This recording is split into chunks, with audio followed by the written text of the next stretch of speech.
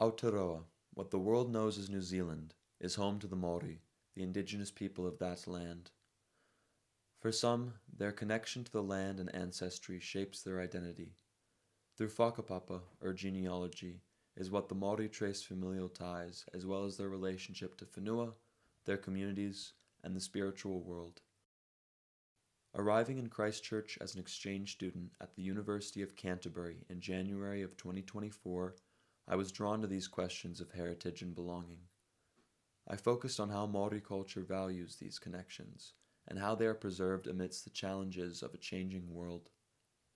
Through stories of education, blood quantum, arts, and the revitalization of the native language Te Reo Māori, I met people who are reclaiming their heritage and working to ensure its survival into the future. Their stories are about belonging, resilience, and the power of culture to shape the present and the future. Each story tells a perspective of the individual, not the indigenous peoples of Māori as a whole. These reflect just a small part of the broader experience of Māori people today. These individuals' perspectives offer insight into the realities of preserving heritage, navigating challenges, and celebrating identity in the context of modern Aotearoa.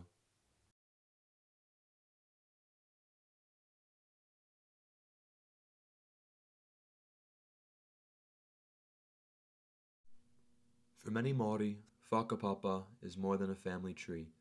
It is a connection to the land, ancestors, and community. It's about knowing who you are and where you come from, even if that connection feels faint. Identity and ancestry are critically important issues that face some Māori today. Jimmy Marigold was born in 1993 in Temuka, located on the South Island of New Zealand. I caught up with him as he was traveling to see family around New Zealand. I do actually have just a smidgen of Māori ancestry, so I won't go around telling everyone that I'm Māori or anything, but at least I have enough in there to trace some lineage there and learn a little bit about the Whakapapa. And I know I've got whānau up north in Whangarei, and so I think if we can, maybe a little bit of part of this trip, try and get in touch with some more of the family. Reconnecting with heritage is important for some Māori, especially when that connection feels distant or diluted by time. But for many, like Oliver Davis, a Māori student at the University of Canterbury, identity is the culture he embraces and the connection he nurtures. The thing is with us Māori, doesn't matter how little is in you, Māori is Māori. Like I've got a mate who's like 1/64th Māori. Māori's Māori. It doesn't matter how much coffee you put in, or how much milk you put in the coffee, it's still coffee, eh? You look at me and I'm fair skinned, but then you see my old man who's brown. And then there's my brother who's even more white than me somehow. Affirmative action, they're thinking that it's uplifting people and it's not bringing anyone down. Like it's helping those out that need that extra support because of the way they grew up, because of the environments they've been in. And it's not about skin, colour, it's not about anything, it's about culture. Like, there's a difference in culture. I think that's what everyone needs to understand, like, skin colour don't matter, culture matters. Ko te ahu Pātiki tohoku mauka, ko koukou rarata tohoku awa, ko makawhiua tohoku waka, ko kaitahu, ko kātima moi, ko waitaha, ko kātiparau, ko te whānau apanui ohoku iwi, ki te taha o tohoku hākui, no te whānau horomona, te whānau sterling, te whānau niho niho hoki ahau, ki te taha o tohoku hākoro, no te iwi Henderson clan.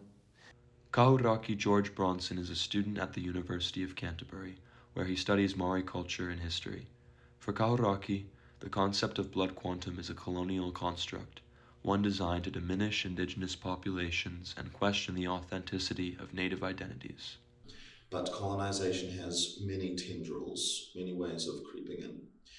And one of them was, due to extended interbreeding with Pākehā, people of white-skinned European and British descent, that would definitely come to affect much of our gene pool so that we would become quite fair, quite pale, and often quite dislocated and disconnected. And when you have somebody who is Māori by whakapapa, but on the outside doesn't look the typical way that you would expect somebody Māori to look, as in dark brown skin, big nose, big lips, brown eyes, black hair, then it creates a shift in cultural perspective and identity. So when you have somebody who whakapapa's Māori but who doesn't look Māori by that traditional sense at all, and who doesn't know much about their whakapapa or their reo or their tikaka, then that person is truly lost. Kahuraki remembers his education as challenging. Kahuraki found that his westernized education experience in New Zealand to negatively impact his ability to express himself. I struggled for more reasons than one, not only because I'm Māori, but because I have autism. In Te Ao Māori we have a word for that, which I really love the meaning of, taki wātaka, which means in their own time and space, which celebrates the way we approach life, rather than does what the Western world and the English language does, constantly defining a person by their weakness or by what they might lack, as in inherent in the word disability. I don't think of what I have as a disability. I think of it as a very specific ability. And part of my daily struggle from life as somebody who is Māori and who has taki wātaka is finding ways to make the most of the skill set that I've been dealt with. Kirsty Leslie is a student at the University of Canterbury focusing on Māori studies. She was challenged by New Zealand's education system. Among other reasons, Kirsty felt that her identity was ignored, erased, and suppressed by both teachers and the curriculum. It was rough. There was a little bit of tokenism by the time I moved down here, because I started in West Auckland. And as I got into high school and started to question, having my own mind, my own thoughts about things and questioning it, it sort of went downhill from there, to be honest. Yeah. Education now, as a grown-up at university, grown-up, that sounds weird, as a mature adult, mature student, it's hard. It's hard relearning, and all the things that I learned before. Education here sucks though, bro. Yeah, actually, it sucks. Look, they're trying, They're trying to be better, do better, cater to the individual's needs. But overall, and when I say education sucks, it's mainstream. Mainstream is all I experienced. That's what sucks. But the shift, just the cultural, needs of people and history, it's big. Like, learn it, know it, stop telling lies, and get back to basics and what's important. Learn what's important, man, I don't need to know about half the stuff and as well as like how they test people, testing them as well, it's rubbish. Ki te taho o tōku pāpā, no tāmaki makaura ia, ki te taho o tōku māma, no tāmaki makaura ia, auwe. Ko Ngāti Whātua, Te Aroa, ngā iwi, Te Aroa, Te Waka, Kirsty ahau, ko Kirsty ahau. Talofa lava, my name's Aotearoa Tilaia. I'm 22 years of age. I'm born and bred in Christchurch, Canterbury, New Zealand, and I'm of Samoan descent.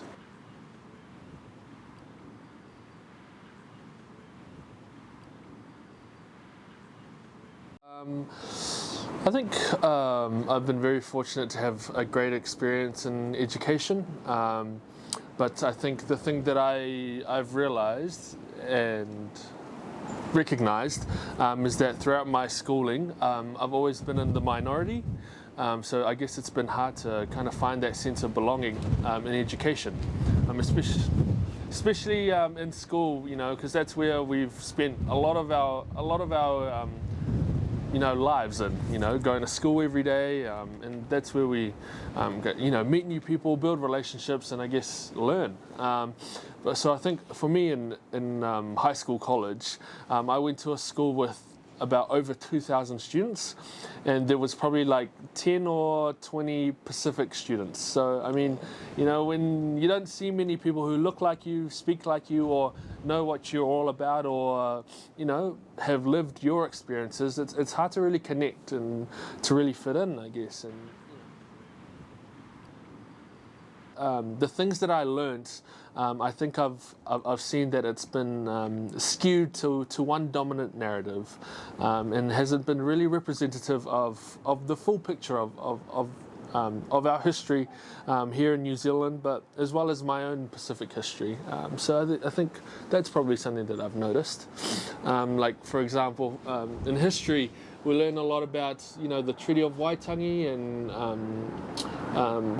colonization, but it's been from one lens, from the lens of the settlers, coming here to I guess, for example, save us, or be the ones to really help indigenous people grow and be civilized people.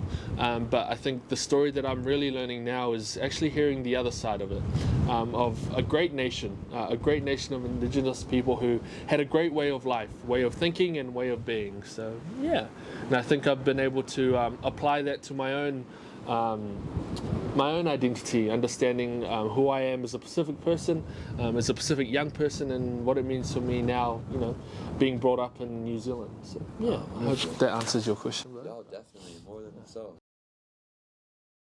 Kia ora guys, Dean Edwards, I'm from Aotearoa, little coastal town on the Bay of Plenty.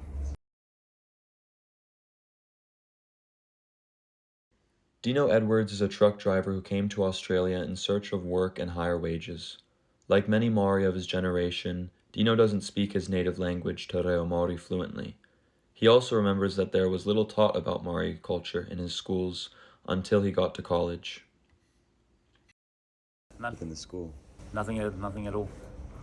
There was Māori kapahaka. You did go like Galamia Cup, which is a primary school thing after school practices for the group. In college, nothing. There was Māori classes, but I didn't take it.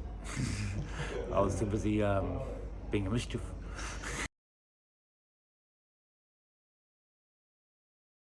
Dino's daughter, Rebecca, was born in 2001. Unlike her father, she benefits from the National Language Revitalization of Te Reo Māori program, which aims to preserve and grow the use of Māori language across generations. The program provides opportunities for young people to immerse. Got my daughter, my youngest daughter, 13, into bilingual language, like immersed in Māori. She's a fluent Māori speaker. Yeah. Do you speak Te Reo Māori as well? Nah. Oh, nah. okay. Kia ora, kei te pai, kei te pē, whakarola. But my daughter's fluent. Otherwise it was going to stop with me, like with my little bit, but now she can carry it on, so yeah. No, but my grandparents and my great-grandparents told me all about it, so yeah. And I didn't have the time or the fucking to learn it, but my daughter, being so young, it was easier to start as being a young child, it's easier for them to, more of a sponge than us. Your time Good luck and with your talking studies with you. too, my Thank friend. you. I appreciate it.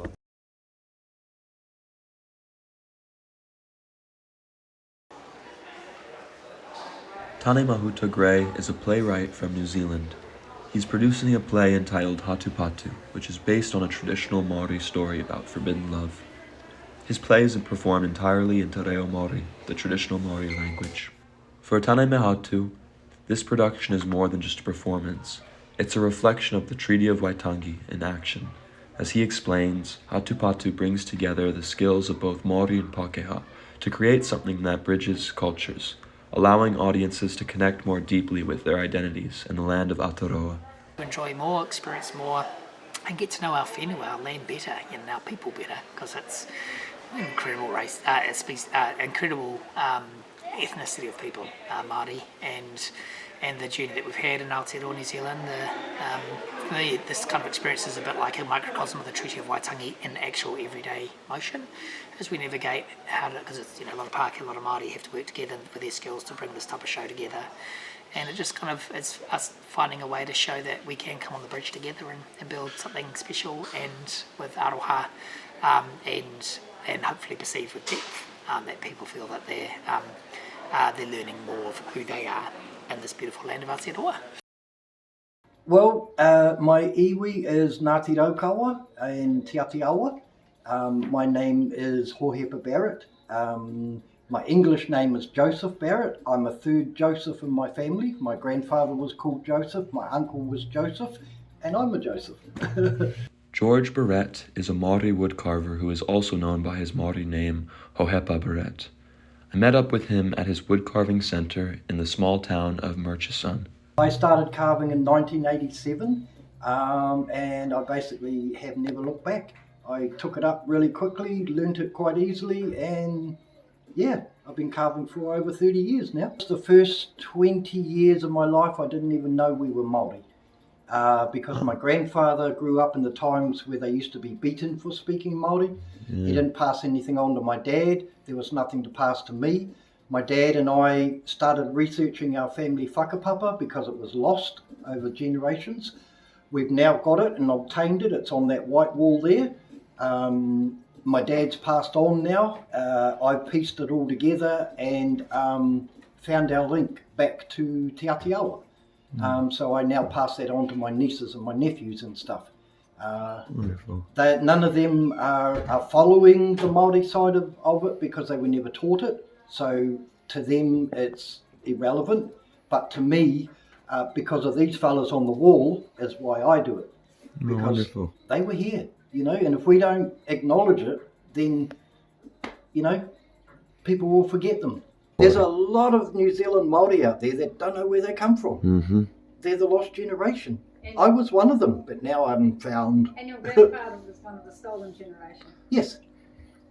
He was taken out away from his family when he was a young boy with a whole group of other boys, because he's originally from Matamata, Tipoi in the North Island.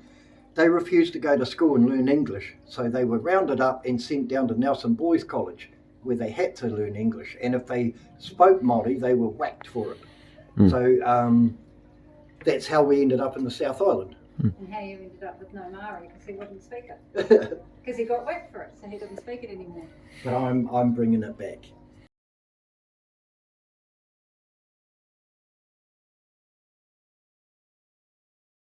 My name is Wairehu Rueti Te Huia Grant.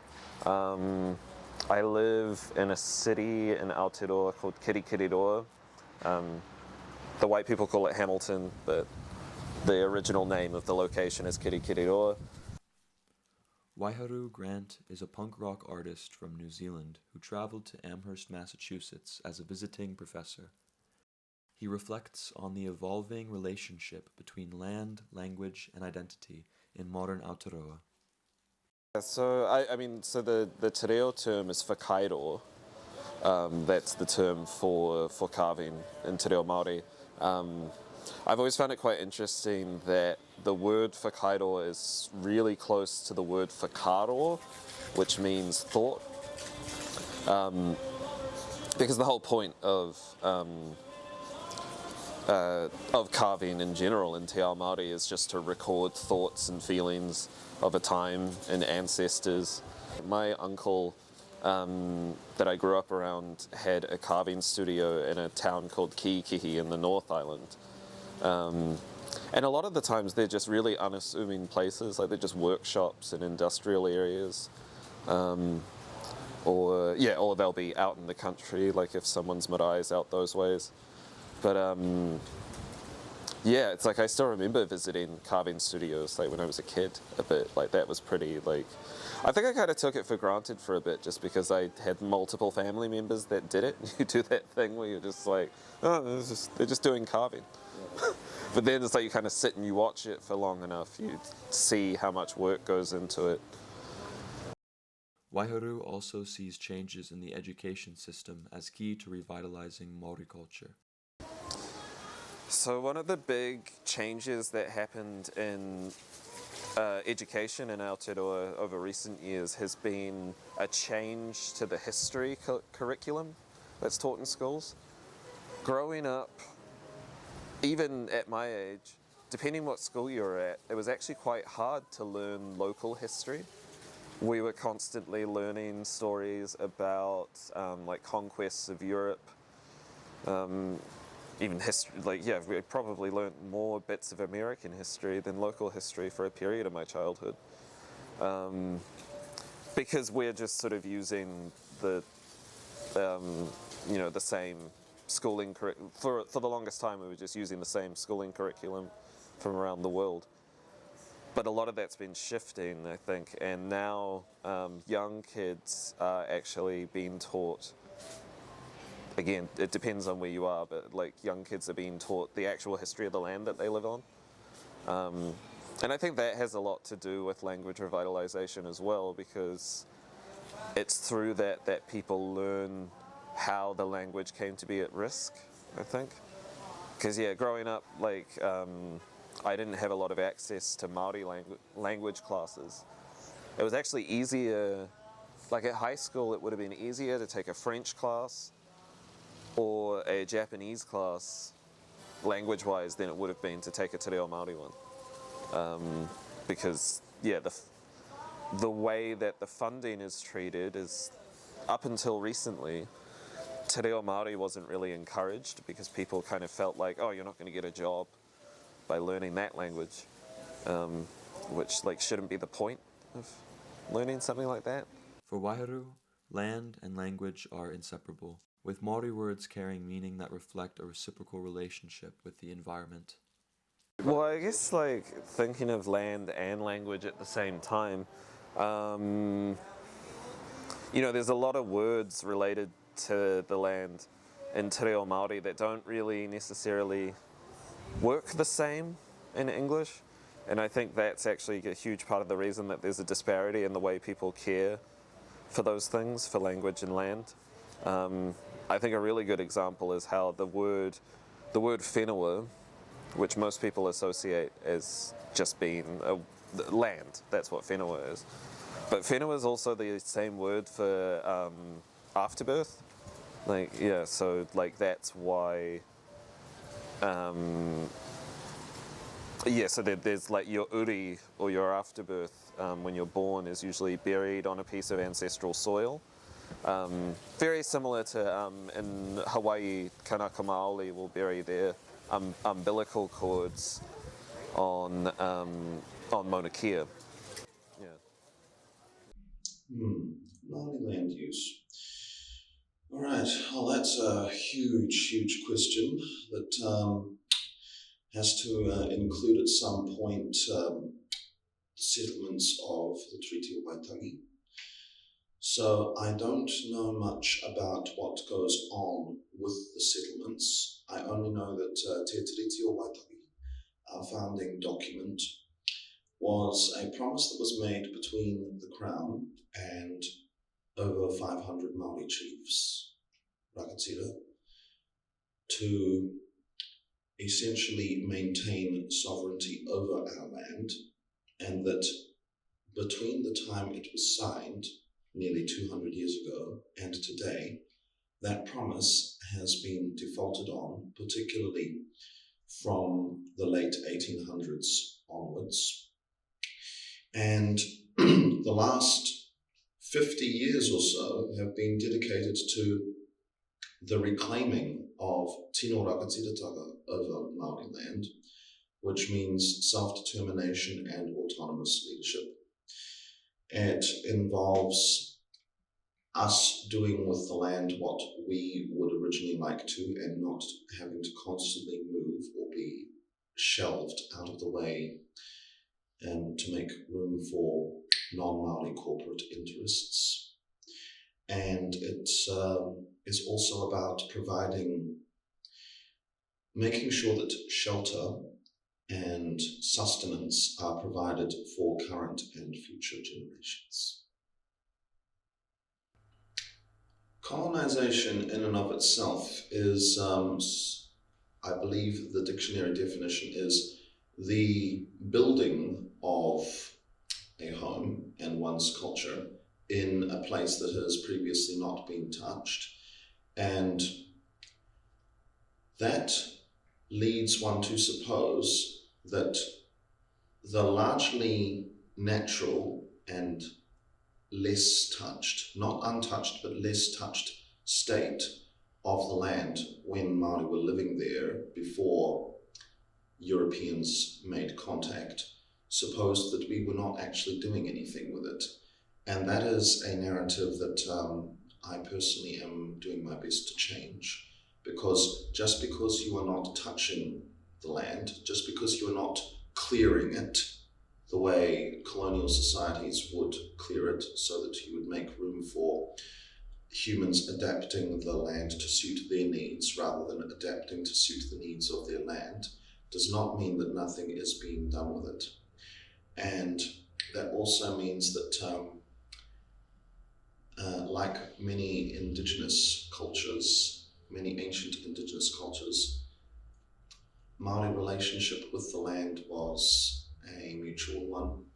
It was based on communication with the trees, with the ground, with the local birds, making sure that one would never take more than one needed and would always be able to give back, keeping the relationship reciprocal. For instance, if you take a whole tree's worth of fruit, you make sure to plant another fruit tree, or at least another set of fruit trees. If you happen to hunt a certain bird, or if you happen to fish a certain fish, you try to make sure that there are plenty enough left over so they can breed the next generation. Otherwise, like what you got with industrial hunting and fishing and farming, you can have far more than it is ever physically possible for a human to eat, and that which does not get eaten goes to waste.